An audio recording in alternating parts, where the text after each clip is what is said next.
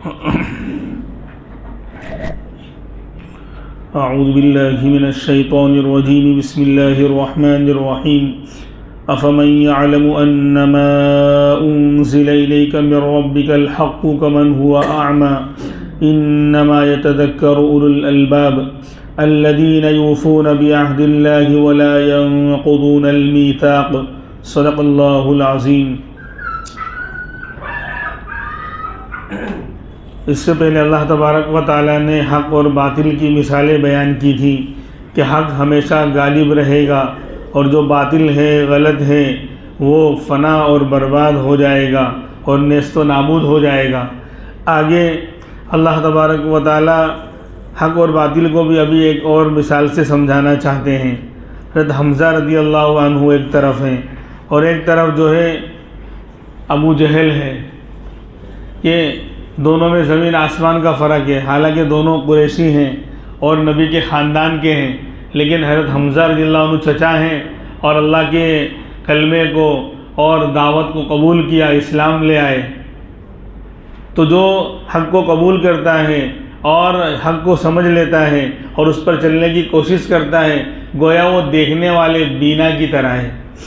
और जिसको हक़ नज़र नहीं आता, आँख होने के बावजूद, या वो हक़ पे चलना ही नहीं चाहता, हठ धर्मी और ज़िद की बिना पर गलत रास्ता इख्तियार करता है, तो वो अंधे की तरह है।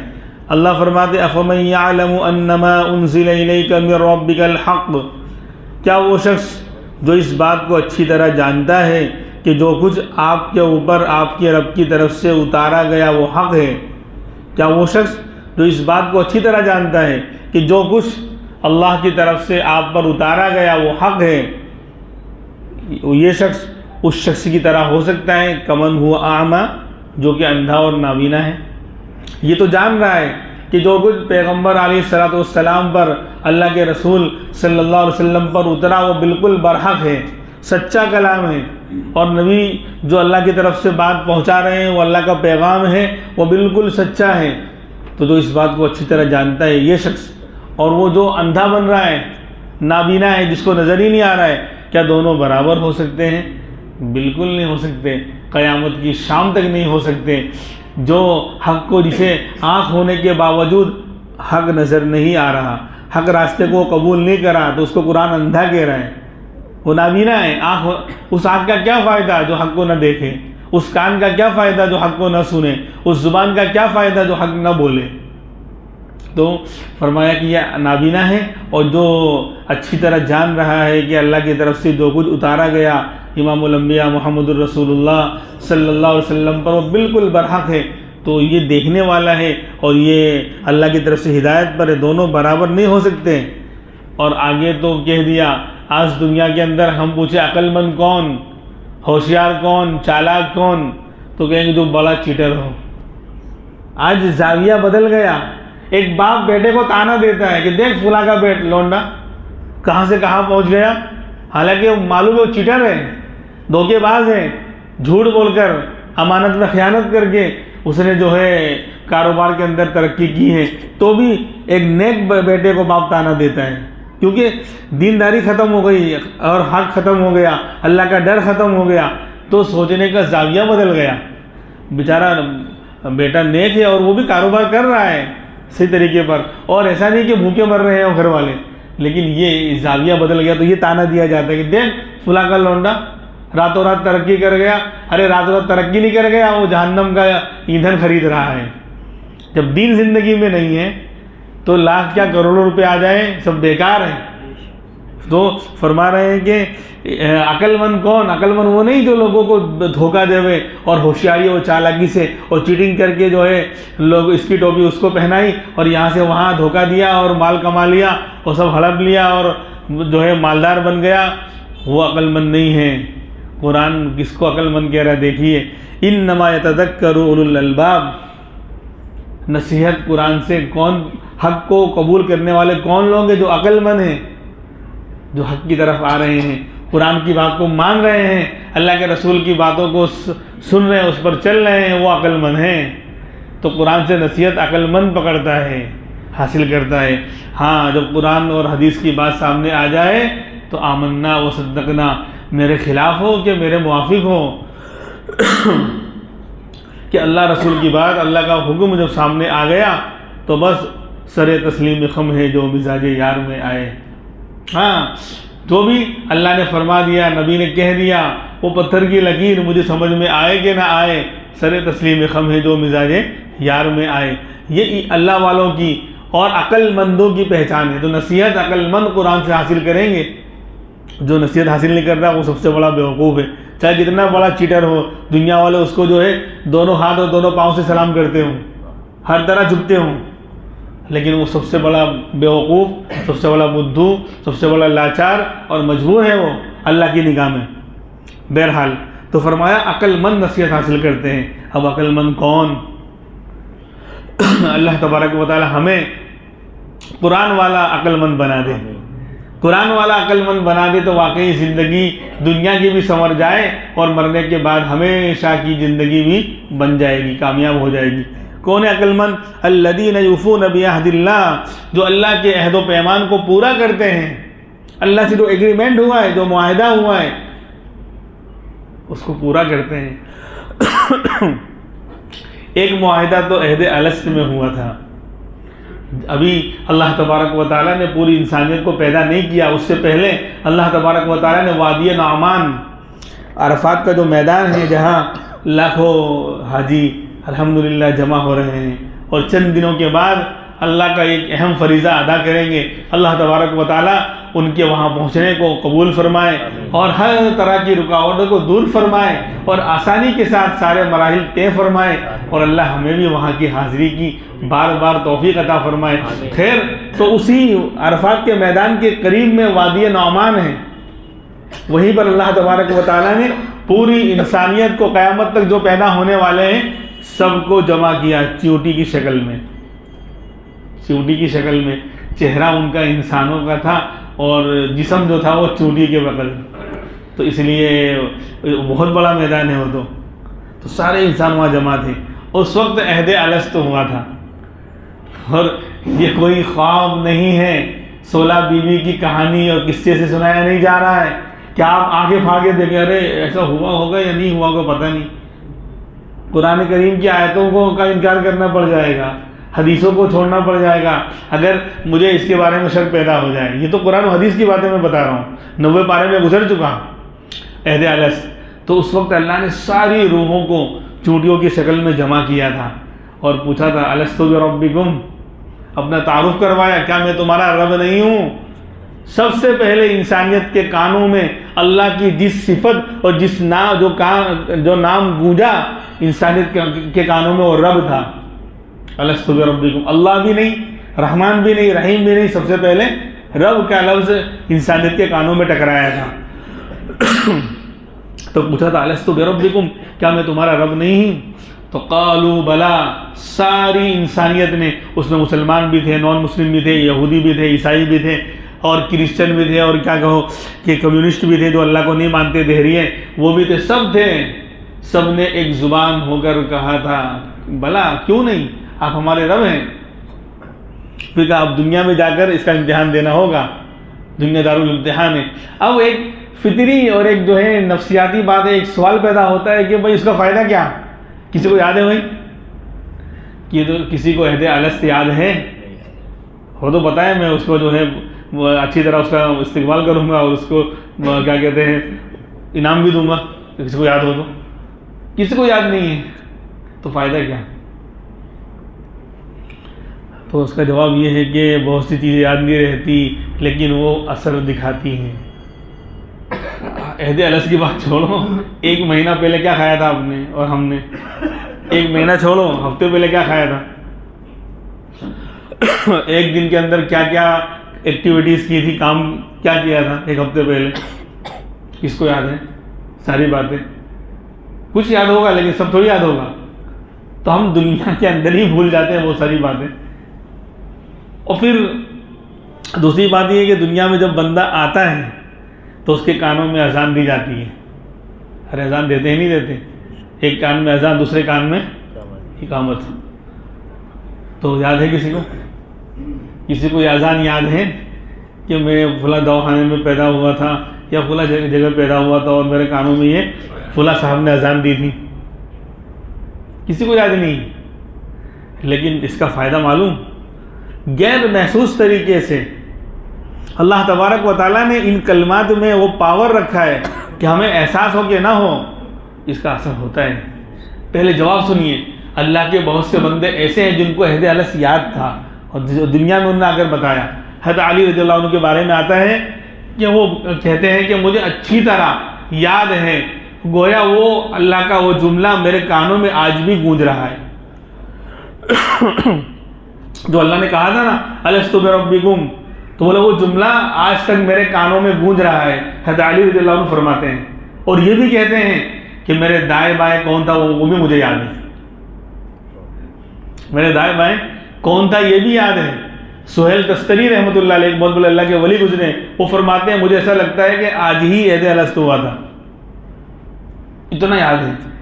जुन्नुन मिस्री रहमतुल्लाह अलैह, मिस्र के बहुत बड़े अल्लाह वाले गुजरे, वो भी कहते हैं ऐसा लग रहा है कि बस आजकल का ही अहद अलस्त हुआ है, मुझे अच्छी तरह याद है। तो इस तरह के वाक़यात हैं कि बहुत से अल्लाह के बंदों को याद है, फिर चलो छोड़ो याद ना भी हो, तो ये जो अल्लाह ने अपना तारुफ करवाया और हमारे कान उससे आशना हुए, अल्लाह का रब का लफ्ज़ हमारे कानों में जो टकराया और कानों से होकर तो दिल में उतरा है, और फिर जब हम दुनिया में आए और हमारे एक कान में अजान, दूसरे कान में जो इकामत कही गई, कानों के रास्ते से अल्लाह की बड़ाई, अल्लाह की अज़मत के बोल जो उतरे हैं दिल के अंदर, उसका असर क्या होता है मालूम? इंसान कितना भी गया गुजरा हो जावे, दीन से दूर हो जावे, देखो मुसलमान, आम मुसलमानों की ज़िंदगी दीन से कितना भी दूर हो जावे, बेदीन हो जावे, नाफरमान हो जावे, अल्लाह की नाफरमानी करने वाला, गुनाह करने वाला बन जाए, लेकिन कलमा छोड़ने को तैयार नहीं होता। बोले कलमे कुफ्र बोल या कोई और कुफ्र का नारा लगा तो गुस्सा हो जाएगा कि नहीं ये नहीं हो सकता है, क्या कह रहा है तू? तो ये क्या है? वो जो अहद अलस्त में जो कान को उसके ज़रिए जो सुनाया गया था अल्लाह की बड़ाई का बोल, और फिर दुनिया में आने के बाद जो अजान दिलवाई गई थी, वो कानों में अल्लाह की अज़मत के बोल पड़े, तो उसका असर है कि मुसलमान के घर में पैदा हुआ, चाहे दीन से दूर, घराना उसका दूर है बिल्कुल, ना नमाज ना रोज़ा कुछ नहीं, लेकिन ये नहीं, बहुत से लोग ये हाँ मेहनत ऐसी हो जावे कि कुफ्र तक मामला पहुंच जावे, करते करते वो मसला अलग है, लेकिन दिल में वो असर ज़रूर करता है जो दिल में अल्लाह ने बुलवाया है। तो सिस्टम है। फिर दूसरी बात ये, चलो अहद अलस्त का याद नहीं है, लेकिन अल्लाह ने जो नबियों का सिस्टम भेजा है इसीलिए तो भेजा कि वो तुमको याद दिलाएं। भाई हमको कैसे मालूम पड़ा? हम तो भूल गए थे ना, तो कुरान करीम के ज़रिए और नबी के ज़रिए तो मालूम पड़ा कि अल्लाह ने हमसे ये अहद ले रखा है, अलस्तु बिरब्बिकुम, कुरान करीम के ज़रिए और नबी के ज़रिए फिर याद दिलाया गया। चलो भूले थे, याद तो दिलवा दिया, अब तो माने। खैर, तो ये बात तो फरमाया कि कौन है अक्लमंद? अल्लदीन यूफून बिअहदिल्लाह, जो अल्लाह के इस अहद व पैमान को पूरा करते हैं। तो अहद अलस्त मुराद है, एक तो ये तफसीर है कि जो उस अल्लाह ने अपने रब होने का अहद लिया था, अब दुनिया में आने के बाद अक्लमंद लोग उसको पूरा करते हैं, अल्लाह को अपना रब और सब मानते हैं और अल्लाह की इताअत करते हैं। और दूसरा अहद से मुराद उसके अलावा जो दीन पर चलने का अहद अल्लाह ने कुरान करीम में लिया, जैसा कि हदीस पाक में आता है कि औफ इब्न मालिक रज़ियल्लाहु अन्हु फरमाते हैं कि हम 7 या 8 या 9 लोग थे, अल्लाह के रसूल तशरीफ़ फरमा है, हम 7, 8, 9 लोग थे, हमारी एक जमात थी आपके पास बैठी हुई। आपने कहा कि क्या तुम मुझसे बैत नहीं होगे, तुम मेरे हाथ पर बैत हो जाओ। तो हमने कहा अल्लाह के रसूल हम तो बैत हो चुके आप पर, क्या कहनी फिर से बैत हो जाओ? कि काय पर? कहा कि तुम शिरक नहीं करोगे, अल्लाह तुश्रिकू बिल्लाहि शैआ। 4 बातों पर अल्लाह के रसूल ने अहद व पैमान और बैत की। एक तो शिरक नहीं करोगे, एक अल्लाह को अपना रब और सब मानोगे, शिरक नहीं करोगे अल्लाह की ज़ात और सिफ़ात के अंदर किसी को। दूसरा कि नमाज की पाबंदी करोगे, नमाज कायम करोगे। ये जुमला जो है ना, नमाज कायम करना, अब सिर्फ कहने को रह गया। शायद जो लोग तफसीर में पाबंदी से आते हैं सुना होगा पहले, ये नमाज कायम करना उम्मत का जो 3% तबका जो नमाज पढ़ रहा है, नमाज कायम नहीं कर रहा है। नमाज पढ़ना नमाज कायम करने का 100वां हिस्सा है। कहाँ हैं हम लोग अभी? उम्मत का 3% तबका, 2.5 से 3% तबका वो सिर्फ नमाज पढ़ रहा है। 97 तो पढ़ भी नहीं रहा है। और ये नमाज पढ़ना नमाज कायम करने का 100वां हिस्सा है। 99 हिस्से तो अभी बाकी हैं। 99 हिस्से तो अभी बाकी हैं। फिर मुझे कहने दिए ये अकीमुस्सलाह व आतुज़ ज़का बार बार कुरान में आया नहीं आया? तो कुरान तो बहुत मुख्तसर किताब थी, उसमें तो शॉर्टकट में सारी बातें बयान की गई हैं। तफसील अल्लाह के रसूल ने हदीसों में बयान की है खोल खोल कर। फिर बार बार यानी 30 मरतबा अकीमुस्सलाह व आतुज़ ज़का, अकीमुस्सलाह व आतुज़ ज़का क्यों बार बार कहा जा रहा है? हम लोग जब तर्जुमा करते हैं ना इसका कि नमाज पढ़ो नमाज कायम करो, तो इसके साथ मजाक करते हैं इस आयत के साथ। अभी तो हम समझे ही नहीं अकीमुस्सलाह क्या है, तो अमल कहाँ से करेंगे? मेरे जो जुमले इस्तेमाल कर रहा हूँ रिकॉर्ड हो रहा है ऑनलाइन। उम्मत जो नमाज पढ़ रही है, 3% जो नमाज पढ़ रहे, कोई 4 टाइम की कोई 5 टाइम की, ये जो पढ़ रहे हैं ये नमाज कायम करने का 100वां हिस्सा है। 99 हिस्से अभी बाकी हैं। जिस दिन अकीमुस्सलाह व आतुज़ ज़का सिर्फ इस 2 टुकड़े पर अमल हो जाएगा, दुनिया में इनक़िलाब आ जाएगा। दुनिया की सारी नेमतें, हुकूमतें, हर चीज़ मुसलमानों के कदमे में होंगी। हमने मजाक समझ रखा है अकीमुस्सलाह व आतुज़ ज़का को। ये हंसी आती है जब कोई कहे नमाज कायम करो ज़कात दो, तो इसके साथ इस जुमले के साथ मजाक उड़ा रहा है। क्यों अल्लाह ने 30 मरतबा क्यों कहा? बार बार कहने की क्या ज़रूरत थी? ये कोड वर्ड है। दुनिया की हर फील्ड में एक कोड वर्ड और इस्तिलाहात होती है। उसका लफ्ज़ी माना मुराद नहीं होता है, उसके पीछे बहुत बड़ी हकीकत छुपी हुई होती है। तो ऐसे ही अकीमुस्सलाह व आतुज़ ज़का, अकीमुस्सलाह अगर इक़ामत सलात पे अमल होगा ना तो पूरे जिस्म का निज़ाम सही हो जाएगा। पूरे जिस्म का निज़ाम सही हो जाएगा। वो जो तबलीग वाले हमारे साथी कहते हैं ना कि नमाज से चाहा जा रहा है कि हमारी ज़िंदगी सिफत सलात पर आ जाए, तो जुमला बहुत बड़ा जुमला है। ये बहुत गहराई लिए हुए है अपने अंदर। तो नमाज कायम करना यानी पूरी जिस्म की बॉडी का जिस्मानी निज़ाम सारा ठीक हो जाएगा। 10 बजे मुसलमान उठ ही नहीं सकता, रात को 2 बजे तक जाग ही नहीं सकता। अगर इकामत सलात पर अमल है तो वक्त का पाबंद बनेगा और किसी को अपना बड़ा मानकर उसके पीछे चलने वाला बनेगा। आज लोग शिकायत क्या करते हैं? हमारा कोई बड़ा ही नहीं है। नाफरमान कौम का कोई बड़ा बन ही नहीं सकता जो घर में अपने बाप की नहीं मानती। क्यों? अकीमुस्सलाह पे अमल नहीं है, इसलिए। सिर्फ नमाज पढ़ने का थोड़ी कहा जा रहा है। डिसिप्लिन देखो, इमाम साहब कोई भी जिसको भी आपने इमाम बना दिया, चाहे हमसे छोटा हो, क्या काला हो और यानी गरीब हो, लेकिन वो हमारे आगे इमाम बन गया है, तो किस तरह उसकी इताअत करते हैं हम? वो हमको कहता है रुकू करो, वो हमें कहता है सजदा करो, वो हमें कहता है ये करो। कैसी इताअत करते हैं उसकी? कैसा भी है वो। जब हमने उसको अपना इमाम मान लिया तो अल्लाह अकबर कहता है तो हम लोग झुक जाते हैं, अल्लाह अकबर कहता है हम सजदे में चले जाते हैं। और अगर वो सजदे सो कर रहा है, गलती उससे हो गई, तो हम भी सजदे सो करते हैं। या हम भी कहते हैं नहीं इमाम साहब गलती आपने की, आप करो, हम क्यों सजदे सो करें? ऐसा होता है क्या? यानी कितनी इताअत। तो ये नमाज अकीमुस्सलाह पर अमल होगा तो किसी को बड़ा और इमाम मानकर उम्मत उसके पीछे चलने वाली बनेगी। आज नाफरमानी और ढिठाई से कहते हैं इस उम्मत का कोई रहबर ही नहीं है। नाफरमान का कोई रहबर क़यामत की शाम तक नहीं बन सकता। और मैं गलत थोड़ी बोल रहा हूँ, आप देख लो, एक घर में औलाद बाप की नहीं मान रही है, एक मोहल्ले में जो है बड़े को बड़ों का मजाक, जब से ये अकीमुस्सलाह और आतुज़ ज़का की धज्जियाँ उड़ाई है कौम ने, यानी जान और माल का जो फितना जब से बना है ना, औलाद और माल जब से फितना बनी है, ये मोबाइल का फितना क्या है? आतुज़ ज़का, ज़कात पर अमल नहीं है। ज़कात सिर्फ वो 2.5% निकालने का नाम थोड़ी है, वो तो 100वां हिस्सा है।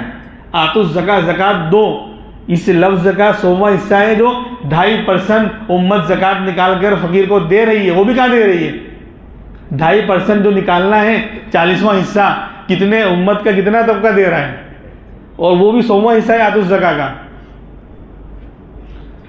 तो अगर अकीमुस्सलाह पे अमल हो जाए, जिस्मानी निज़ाम सही हो जाएगा। आँख का देखना सही, कान का सुनना सही, ज़ुबान का बोलना सही, हाथ का पकड़ना सही, पैर का चलना सही। रातों को ये पैर गुनाहों की तरफ जागेंगे नहीं 2-3 बजे 4 बजे तक, और सुबह उन्हें मुँह होकर 12 बजे तक 11 बजे तक सोते नहीं रहेंगे। हकीमुस्सलाह पे अमल होगा तो वक्त की पाबंदी आएगी, किसी को अपना बड़ा मानकर चलने वाला बनेगा, दुनिया भर की बीमारियां, डायबिटीज़ वगैरह ये सब खत्म हो जाएंगी हकीमुस्सलाह पे अमल होगा तो। बहुत दूर की बात कर रहा हूँ, इसको समझाने में घंटों चाहिए मेरे को। सुबह उठिए, फजर की नमाज़ पढ़ने जो उठेगा उस वक्त एक मखसूस सितारा निकलता है, उसकी रोशनी जिन जिस्मों पर पड़ती हैं बहुत सारी बीमारियां दूर होती हैं। जिन्होंने सुबह का वक्त देखा ही नहीं, सदियां गुजर गई, तो हज़ारों बीमारियां नहीं घेरेंगी तो किसको घेरेंगी। मजाक बना रखा है उम्मत ने अल्लाह के अहकाम को, और फिर तर्जुमा करते नमाज़ पढ़ना, अकीमुस्सलाह नमाज़ पढ़ना वो तो उसका 100वां हिस्सा है, बहुत दूर है, अभी तो हम समझे ही नहीं है कुरान को।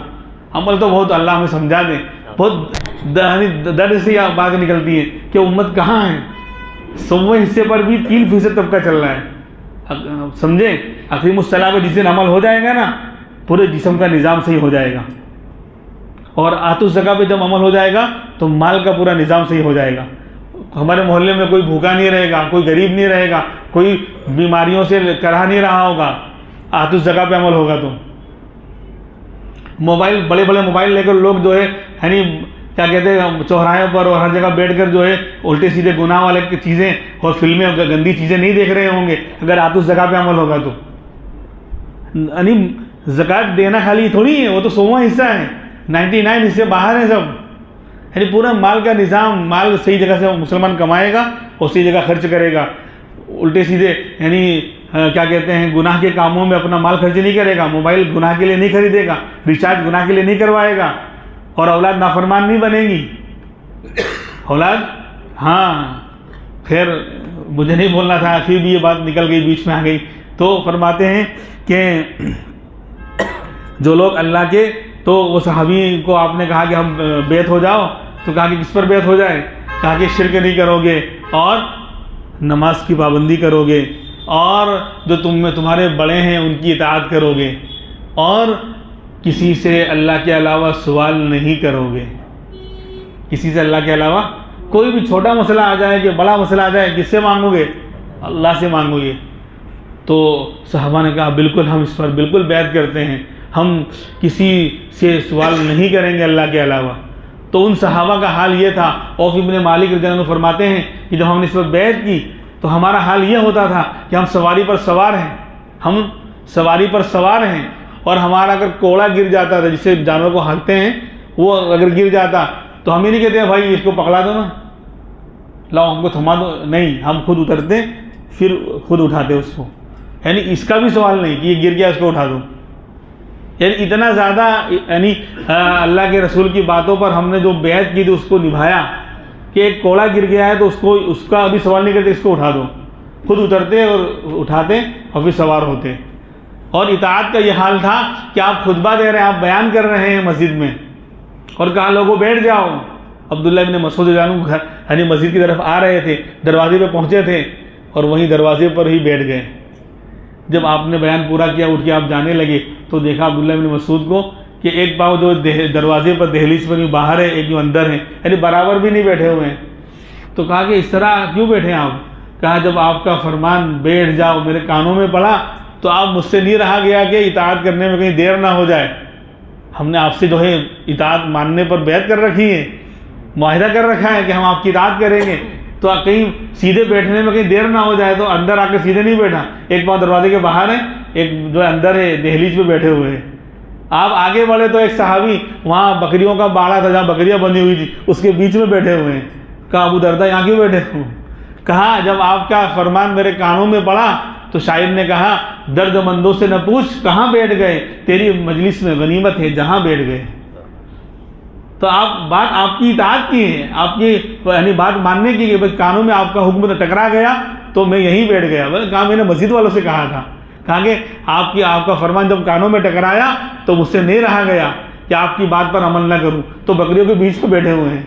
तो ये सहाबा का इश्क था, ये सहाबा का यानी मानने का जज्बा था। बहरहाल तो ये रिवायत जब सुनी, एक अल्लाह के बहुत बड़े वली गुजरे हैं, अबू हमज़ा की खुरासानी रहमतुल्लाह अलैह कि सहाबा ने ये कहा कि हम अब किसी से सवाल नहीं करेंगे, तो कहते हैं अल्लाह मैं भी, उन्होंने नबी को गवाह बनाया था, नबी को देख रहे थे, अल्लाह मैं तुझे गवाह बनाता हूँ, मैं भी ज़िंदगी में अब किसी से सवाल नहीं करूँगा।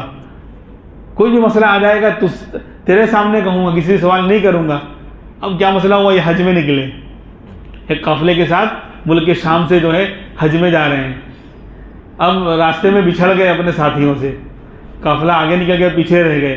तो अब उनके पीछे उनको पकड़ने में एक जगह से गुजर रहे थे, तो रास्ते के किनारे पर एक कुआं था, अंधेरे में रास्ते के बिल्कुल किनारे पर था, बिल्कुल खुला हुआ कुआं था, इनको दिखाई नहीं था, उसमें गिर गए।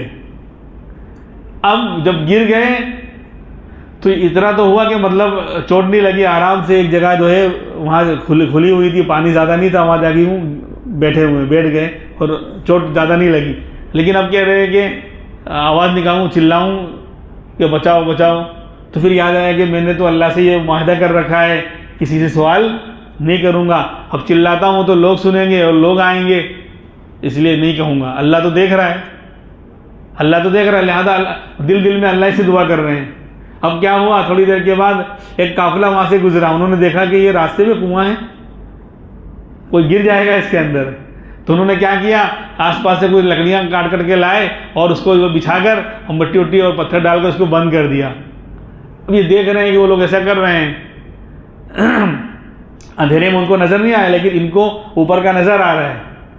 तो कहा कि फिर अल्लाह चिल्लाऊँ, फिर याद आया कि अगर कहूँगा तो ये तो अल्लाह के अलावा से मांगना और फरियाद करना होगा, और मैंने तो अल्लाह से एग्रीमेंट कर रखा है, मुआहदा कर रखा है कि अल्लाह तुझसे ही सवाल करूँगा, किसी और से सवाल नहीं करूँगा। फिर खामोश हो गए कि अब तो बस मौत है, अब तो कोई रास्ता ही नहीं है, कुआं का मुँह भी बंद हो गया, अब चंद घंटे बाद जो है इंतकाल कर जाऊँगा, अब अल्लाह को बचाना होगा, बचाएगा।